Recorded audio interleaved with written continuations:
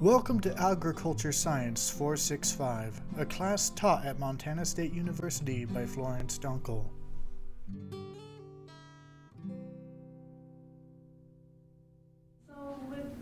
I'm Amy Bright, by the way. I was a TA for Florence last semester and a former student.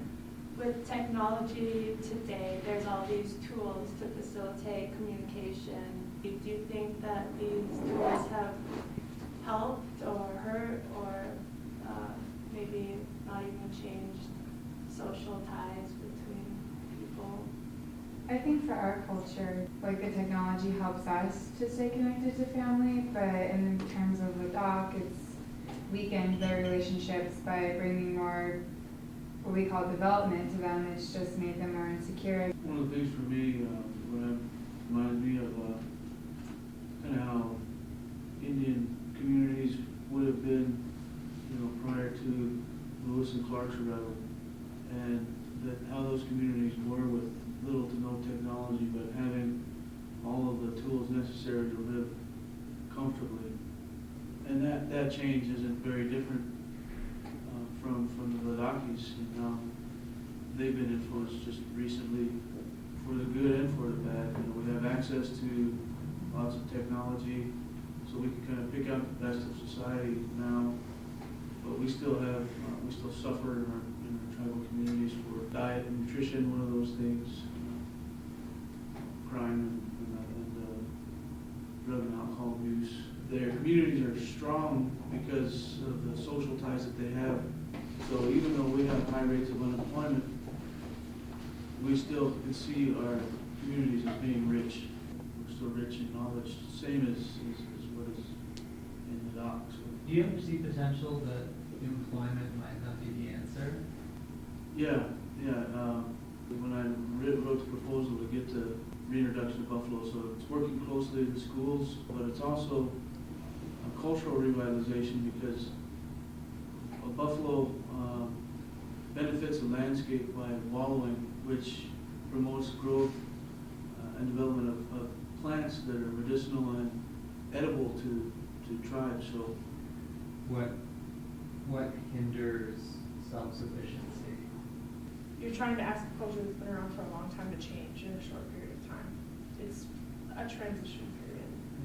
And what the video, I think one of the most important things is the idea that West is best and that people need to have these things in a certain way of life, and that it is just inherently better than the way of life that they had before, that are dealing with issues of unemployment and different things that have arisen as a result of trying to achieve that standard of living that prior to being influenced by Western culture, they had no conception of those.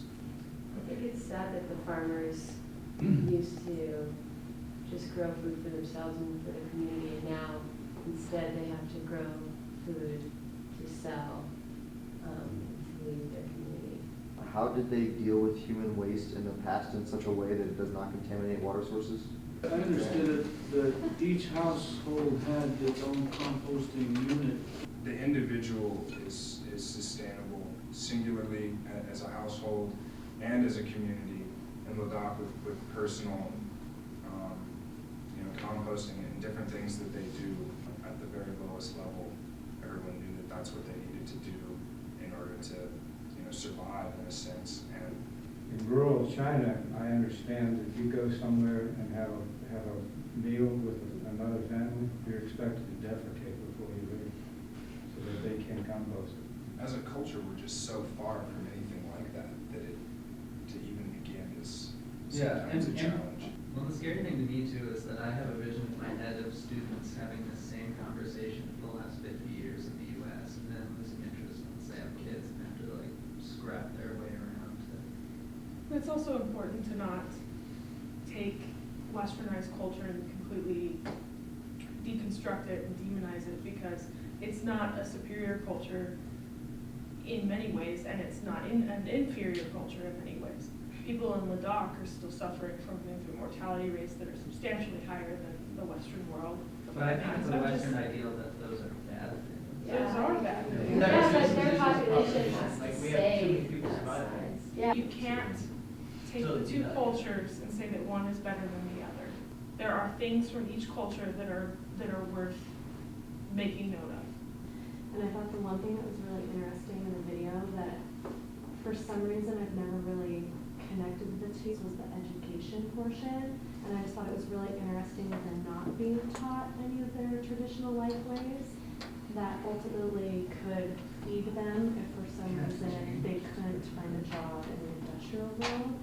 So maybe combining both so that when they're making their $2 a month or $2 a day or whatever it happens to be in that society, they can still fall back on their traditional ways. I thought the video was pretty encouraging because I don't know, it shows that you can maintain your culture even in the face of globalization. I think it mentioned that they keep the distinction between westernization and modernization. So what country are you in that? Japan. So Japan sent out, they saw that things were changing and that the Western world was becoming dominant. So they sent out their best and their brightest all over Europe and even a few to the United States. And they learned what they liked from Western culture, what would actually benefit them. They took what they wanted, kind of got rid of the rest of it, and incorporated it into their own culture. But now they're facing the same challenges that the rest of the westernized world is. It worked for a while, but now it's kind of getting left in the dust with this newest generation of Japanese. And that's why it's unfortunate for Ladakh that it's kind of not about modernization, it's becoming more westernization. I think it's pretty interesting that a culture that isn't knee deep in modernization can take a step back and look at the negative impacts of it while we're totally immersed in it. You guys think the proposition of democracy is sort of a scary thing in the face of sort of modernization and keeping true to the four pillars of gross national happiness? I think the proposition of a one model democracy is like highly detrimental to development. It's so contextual and so many different forces at play. So if you don't consider those, then I think you're doing the whole project huge disjustice and really shot. I'm gonna say it's just another form of colonialism. So Burma was a monarchy who decided that establishing a republic, a democracy, a westernized democracy for his country would help them move into the new world. And if you look at Burma now, it's not a nice place to be. I don't know, because I thought about that as far as them going into democracy and the possibility of it not working out, very well, but he sort of seemed like he had good intentions for doing it. I mean, on paper, the idea sounds great, but in reality, there was that very little section where they did talk to some people who lived in the rural communities, but it almost seemed like an us and them. And so this idea of finding the middle ground, it was a different middle ground from her standpoint than it was in the rural community. The politicians were trying to support their standpoint, but there was no, input from the actual people this time. I think you see the same kind of idea across the world. If you can't produce, if you don't have large resource waste, then you invest in either a high-tech industry or ideas. Being able to put out something that is a commodity but isn't an extractive industry. It doesn't always have to be timber. I mean, yeah, you definitely get a one-sided, I think, pretty urban perspective. Right? Seems like their commodity right now is their reputation.